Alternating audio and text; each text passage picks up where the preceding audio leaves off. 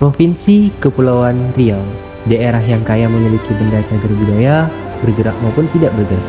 Hal ini, Provinsi Kepulauan Riau pernah menjadi pusat pemerintahan kerajaan-kerajaan besar Melayu yang mengalami masa kejayaan pada masa lampau, sehingga banyak meninggalkan benda-benda cagar budaya bergerak maupun tidak bergerak. Peninggalan ini banyak berasal dari berbagai daerah di Provinsi Kepulauan Riau, di antaranya Kabupaten Bintan, Kota Tanjung Pinang, Kabupaten Lingga, dan daerah lain di Kepulauan Riau. Sisa-sisa kejayaan kerajaan Melayu telah meninggalkan berbagai bentuk peninggalan sejarah dan budaya, baik peninggalan yang bendawi maupun non-bendawi. Peninggalan bendawi dari masa lampau, khususnya yang berupa benda peninggalan sejarah yang bergerak banyak yang masih dimiliki oleh perorangan atau berada di tempat-tempat tokoh penjualan benda antik. Bahkan benda peninggalan sejarah dan budaya yang sudah langka tersebut cenderung sudah menjadi barang komoditas yang bebas diperjualbelikan. Maraknya jual beli benda-benda peninggalan sejarah dan budaya tersebut dalam jangka panjang akan mengakibatkan proses pemiskinan budaya, lebih-lebih jika benda-benda sejarah dan budaya tersebut dibeli oleh warga negara asing. Maka benda tersebut akan keluar dari wilayah negara Republik Indonesia, khususnya wilayah Pulau Bintan, sehingga mengakibatkan hilangnya kekayaan budaya masa lampau yang merupakan warisan nenek moyang. Memperhatikan hal-hal tersebut di atas, maka Dinas Kebudayaan Provinsi Kepulauan Riau telah melakukan penyelamatan atau pembelian benda peninggalan sejarah, benda cagar budaya bergerak yang masih dimiliki oleh masyarakat umum dengan tujuan untuk menyelamatkan dan melestarikannya dengan melakukan kegiatan tersebut dari tahun 2013 sampai 2016, dengan sebelumnya dilakukan penilaian oleh tim penilaian ahli di bidangnya sehingga memenuhi persyaratan secara teknis dan akademis sebagai benda cagar budaya bergerak. Benda-benda tersebut menjadi koleksi Galeri Museum Dinas Kebudayaan, termasuk juga koleksi hibah dari tangkapan Bea Cukai Tanjung Pinang tahun 2019. Hasil dari kegiatan-kegiatan tersebut dikumpulkan menjadi satu buku dan menjadi buku katalog koleksi Galeri Dinas Kebudayaan, sehingga data-data koleksi Galeri Museum di Dinas Kebudayaan Provinsi Kepulauan Riau tersusun dengan baik dan lebih efisien. Seperti salah satu yang kami pergi di sini adalah tempat lembaga adat Melayu atau bisa disebut Dinas Kebudayaan Melayu, yang mana tempat ini ada beberapa bekas peninggalan sejarah yang ada di Kepulauan Riau.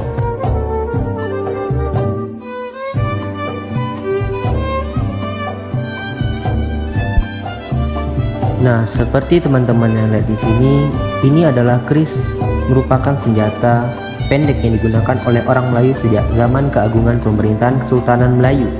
Keris untuk kegunaan bertarung, pertahanan diri daripada serangan. Namun, Tenas Effendi 2008 dalam keris dalam budaya Melayu Riau menyebut ada 10 simbol filsafah keris dalam masyarakat Melayu. Sejak kapan keris yang berasal dari Jawa itu kemudian bisa dimiliki juga oleh masyarakat Melayu? Bila meminjam pendapat Ramli Rahman, akan terlihat jelas bahwa sejarah keris Melayu itu telah melalui lika-liku perjalanan sejarah yang panjang. Seperti diakui oleh Ramli Rahman, keris Melayu itu bermulanya berasal dari tanah Jawa, yakni sejak zaman kegemilangan Majapahit. Sejarah mencatat seorang empu atau ahli pembuat keris dari Jawa telah datang ke daerah Petani, Thailand Selatan, sekitar mengunjungi abad ke-15 dan awal abad ke-16. Pada awalnya dulu, Petani merupakan wilayah kerajaan Melayu.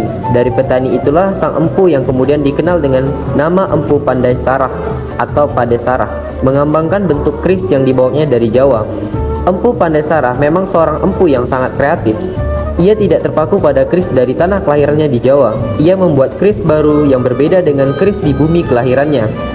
Bentuk keris yang dibuat Empu Pandai Sarah itulah yang hingga hari ini dikenal dengan sebuah keris Melayu.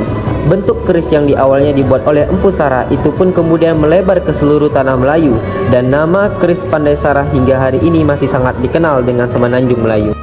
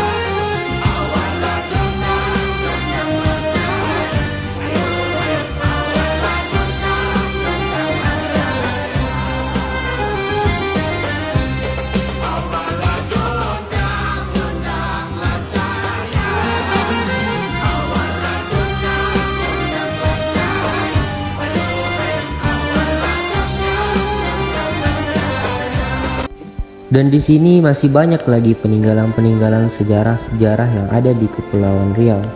Dari banyaknya peninggalan-peninggalan di sini, dari hasil yang kami lihat atau hasil di penelitian, banyak banget ditemukan di daerah Kabupaten Lingga.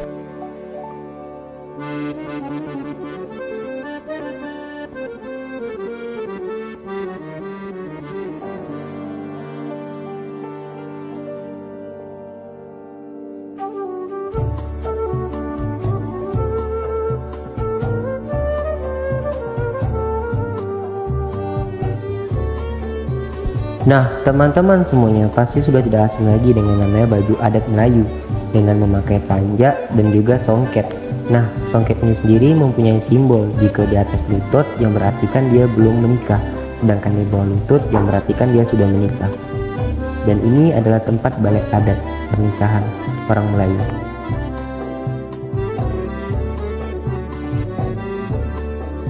Nah, sedangkan teman-teman yang lihat di sini ini adalah tepak sirih. Diperkirakan tepak sirih ini dibuat pada masa pemerintahan Sultan Muhammad Shah pada tahun 1832 sampai 1841 dan diproduksi di Kampung Tembagadae.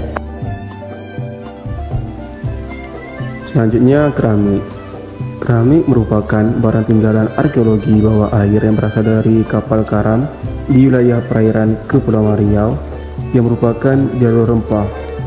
Diperkirakan berasal dari zaman dinasti Cina, Sung, Ming, dan Qing sekitar abad 12 Masehi sampai 17 Masehi.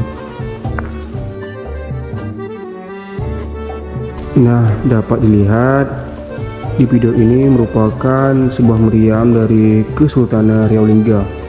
Tetapi sebenarnya meriam bukan merupakan senjata yang diciptakan oleh Kesultanan Riau Lingga. Meriam pertama kali digunakan di Tiongkok sebagai artileri musuh paling tua yang menggantikan persenjataan seperti mesin kepung. Meriam genggam pertama kali muncul pada pertempuran Ain Jalut antara Mesir dengan Mongol di Timur Tengah.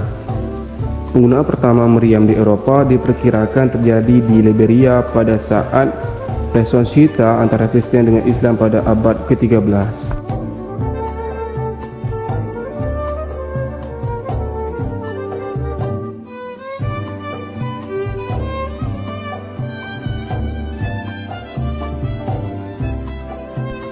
Nah, selanjutnya baju kurung teluk belanga. Baju kurung teluk belanga ialah salah satu jenis varian dari baju kurung yang digunakan oleh kaum laki-laki Melayu. Baju kurung teluk belanga ini dipakai dengan baju dipakai di luar menutupi celana dan kain samping. Baju ini dipakai dengan bagian lehernya dikaitkan dengan satu kancing. Jika kancing yang digunakan diikat dengan sebiji batu maka disebut dengan kancing garam sebuku. Jika diikat dengan beberapa batu maka disebut sebagai kunang-kunang sekebun.